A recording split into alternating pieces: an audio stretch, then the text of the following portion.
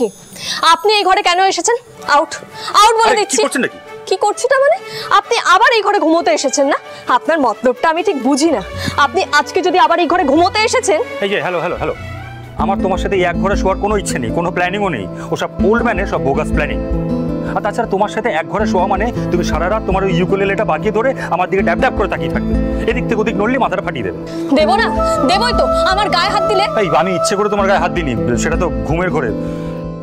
তাই না? আর সেদিনকে দরজা আটকে যেটা করলেন সেটাও ঘুমের মধ্যে করলেন। আপনি আমাকে মিথ্যে কথা বলবেন না। মিথ্যে কথা?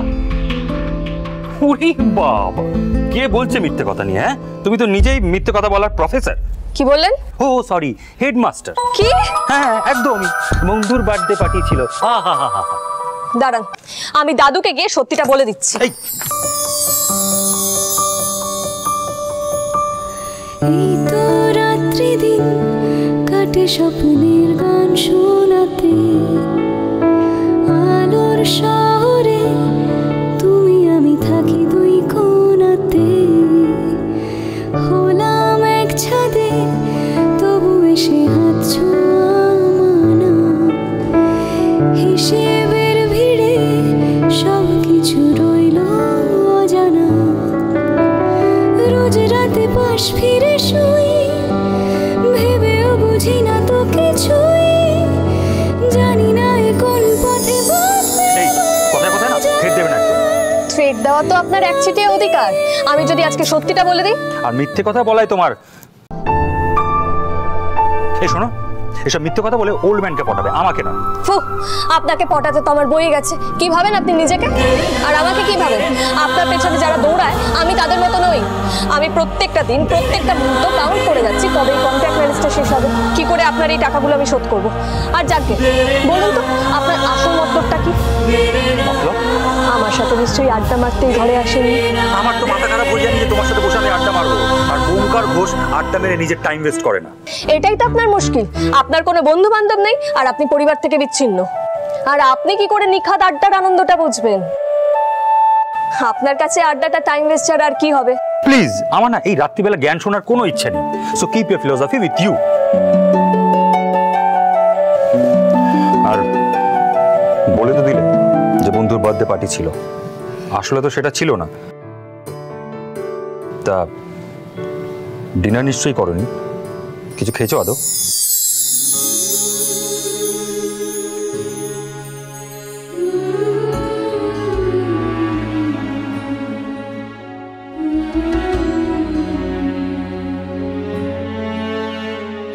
বাবা, আমাকে নিয়ে আজকাল এত ভাবছেন, এত কেয়ারিং হয়ে পড়লেন।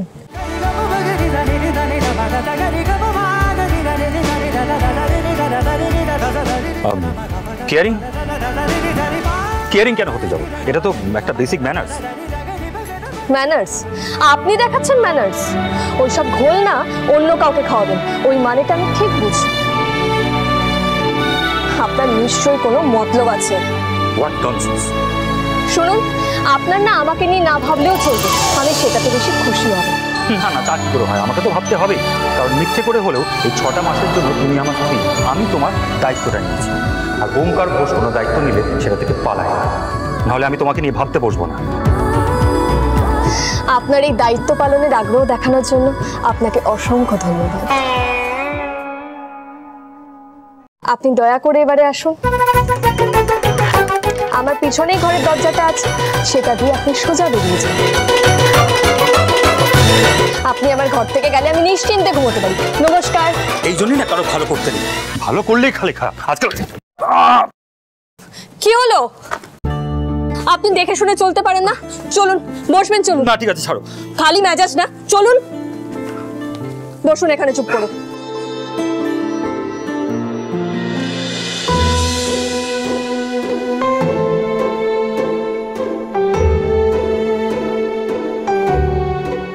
দেখি কোথায় লেগেছে, দেখি। কিচ্ছু দেখতে হবে না, ছাড়ো বলছি তো, দেখান। ছাড়ো তো। বসুন চুপ করে। এত তেজ দেখাচ্ছেন কেন? তোমাকে কে বলেছে আমার অত খেয়াল রাখতে? আপনার নকল বউ সেজেছি, ঘোষবাড়ির বৌমা বলে কথা। এই 6 মাস তো আমাকে আপনার বউয়ের দায়িত্ব পালন করতেই হবে। বরের এটুকু খেয়াল না রাখলে চলবে? শ্রাবণ রায়চৌধুরী নিজের দায়িত্ব থেকে পালায় না মিস্টার ওমকার ঘোষ? দেখি এবার হাতটা সরান তো, বলছি তো সরান।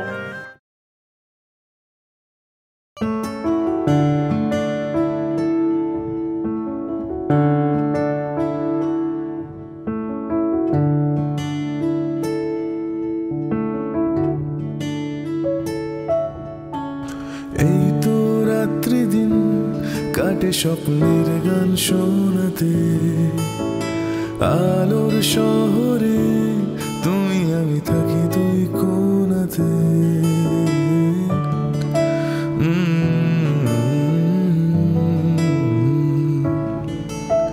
হলাম এক ছাদে তবু এসে হাত ছোঁয়াও মানা, হিসেবের ভিড়েও তোমাকে রইল জানা।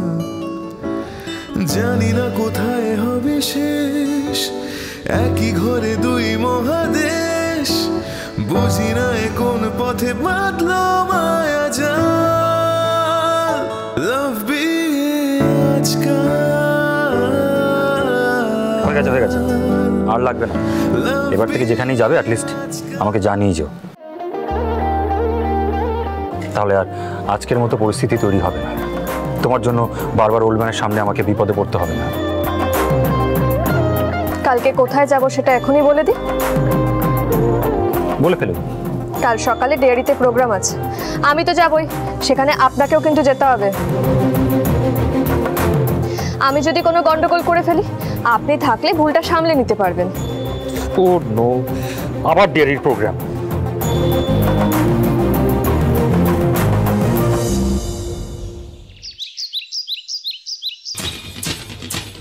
দেখো এই এই জিনিসগুলো যেগুলো আসেনি আমি সবকটা দাগ দিয়ে রেখেছি। হ্যাঁ, ভালো করে দেখে সবগুলো নিয়ে আসবে। তাড়াতাড়ি যাও নিয়ে এসে। ঠিক আছে। আরে দিদি, আপনাকে এখন জল দিতে হবে না, ওখানে অনেক কাজ আছে, ওগুলো দেখুন না। কি আশ্চর্য, ফুলটা লাগালো না এখন অবধি। আরে আপনার আর কত সময় লাগবে ফুলটা লাগাতে? তাড়াতাড়ি করুন না, ও কি যে করছে। আরে আসুন আসুন আসুন, সব গিফট এসছে তো, ওইখানে রাখতে হবে। চলুন চলুন চলুন। উফ বাপরে বাপ, আসুন আসুন আসুন আসুন। এগুলো সব এখানে এখানে গুছিয়ে রাখো, ভালো করে গুছিয়ে রাখো। এই অমরে, হ্যাঁ বাবা, উপহারগুলো রেডি? হ্যাঁ সব চলে এসছে, তুমি দেখে নাও। আর ওইগুলো কোথায় রে? রে সাইকেলগুলো কই? আরে সে তো পাপনকে কখন আনতে পাঠিয়েছি, সে তো এখনো এলো না। পাপন? ওকে আবার দায়িত্ব দিতে গেলি কেন? হ্যাঁ, ও কি কোনোদিন কাজের কাজ কোনো দায়িত্ব নিয়ে করেছে? হ্যাঁ, ও তো ঋত দাদু ভাইয়ের চেলা। আসলে বাবা, ঋতো থাকলে তো ঋতোকেই পাঠাতাম, ঋতো তো নেই, তাই বাধ্য হয়ে পাপনকে পাঠিয়েছি বাবা। হ্যাঁ বুঝলাম। আচ্ছা দাদু, সাইকেলগুলো ছাড়া অনুষ্ঠান কি করে শুরু হবে? হ্যাঁ, একই রে, তুই এখনো দাঁড়িয়ে আছিস কেন এখানে? একটু এগিয়ে গিয়ে দেখ না সাইকেলগুলো কত দূর। ও, তোদের উপর না কোনো দায়িত্ব দিয়ে আমি শান্তি মতন থাকতে পারি না। ঠিক আছে বাবা, আমি দেখছি। আমি এসে পড়েছি কর্তামশাই।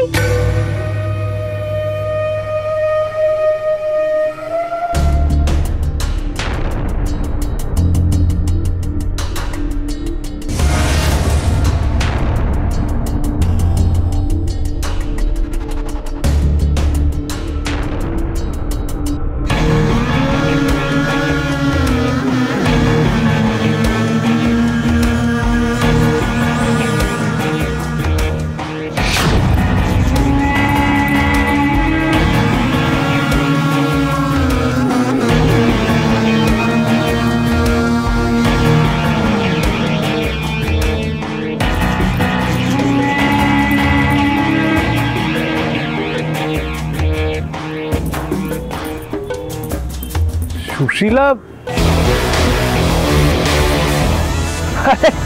সুশীলা কখন ফেললে তুমি?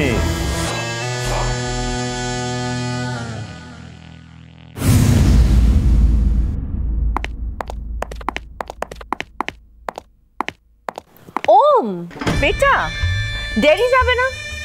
না মানে তোমার বউ শ্রাবণ কাল এত সুন্দর গান গাইলো, সার্টিফিকেট সই করলো, আজ আমাদের ডেয়ারির ফেলিসিটেশন প্রোগ্রাম, তোমার দাদুর ড্রিম প্রজেক্ট, আর তুমি থাকবে না? হাও? আমি না থাকলে ওল্ড ম্যানের ড্রিমটা মিথ্যে হয়ে যাবে না। আর তাছাড়া শ্রাবণ যখন দায়িত্ব নিয়েছে, আমার সেখানে থাকার কোনো দরকার হবে বলে আমার মনে হয় না। Correct. I like your business strategy, Amrita. মানে তুমি তোমার বউকে চাঁদমণি ডেয়ারির বিজনেস সামলাতে দিয়েছো, অ্যাকচুয়ালি বিজনেসটা তোমার গ্রুপেই থাকলো, আর এদিকে তুমি তোমার স্ক্যান্ডাল লাউঞ্জ বারের বিজনেস সামলাবে। দারুণ! You're such a shrewd and a cunning business-minded businessman. I like it. But আমাদের কি হবে? তার মানে আমরা সবাই বাতিল, মাইনাস। তাহলে জান না যে সামলান চাঁদমণি ডেয়ারির বিজনেস কে আটকেছে। আর আপনি খুব ভালো করেই জানেন এই চাঁদমণি ডেয়ারির বিজনেস নিয়ে আমার কোনোদিনও কোনো ইন্টারেস্টেড ছিল না এবং ফিউচারেও হবে না। আর শ্রাবণকে আমি পাঠাইনি তো, ওল্ড ম্যান নিয়ে গেছে। আর তাছাড়া ময়দানটা দুদিন ফাঁকাই ছিল, আপনি খেলার অনেক সুযোগও পেয়েছেন, তাহলে মাঠে নামেননি কেন?